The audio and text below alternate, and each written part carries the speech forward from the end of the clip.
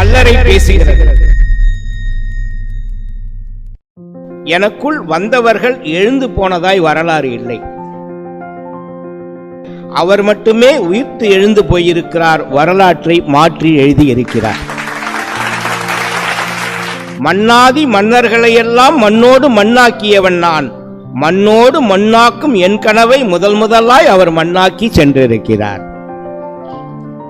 வெள்ளை அடிக்கப்பட்ட கல்லறைகளுக்கு மத்தியில் நான் கொள்ளை அடிக்கப்பட்ட கல்லறை. விருந்தும் மருந்தும் 3 நாட்கள் என்பதாலோ கல்லறைக்கே விருந்தாளியாய் வந்து 3 நாட்களில் சென்று விட்டார். கல்லறை மற்றவர்களுக்கோ முற்றுப்புள்ளி, அவருக்கோ அது தொடக்க புள்ளி. பிறப்பு இறப்பு எழுதப்பட்ட கல்லறைகள் மத்தியில் பிறப்பு இறப்பு உயிர்ப்பு என்று எழுதி சென்றவர் அவர் மட்டும்தான். கல்லறை மனிதர்களுக்கு சொந்த வீடு, இறைவனுக்கோ அது வாடகை வீடு. மனிதர்களுக்கு அது சொந்த வீடு, இயேசுவுக்கோ அது வாடகை வீடு. கல்லறையில் புற்கள் முளைக்கும், இங்கு மட்டும்தான் ஒரு உயிரே முளைத்து சென்றிருக்கிறது. கல்லறையில் புரட்டப்பட்ட கல் அல்ல நான், வரலாற்றையே புரட்டி போட்ட கல் நான்.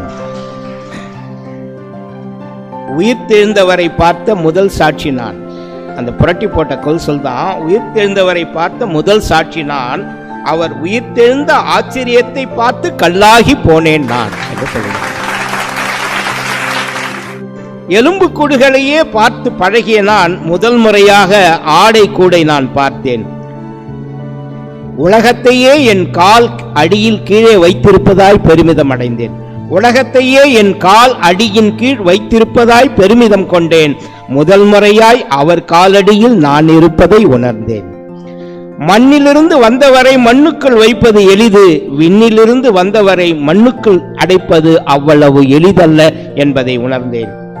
மீண்டும் மேசியா வருவார் என காத்திருக்கிறேன். நீதிமான்களின் கல்லறைகள் திறக்கும் அந்த நாளை ஆச்சரியத்தோடு பார்க்க கண்கள் பூத்திருக்கிறேன். அனைவருக்கும் நன்றி, வணக்கம்.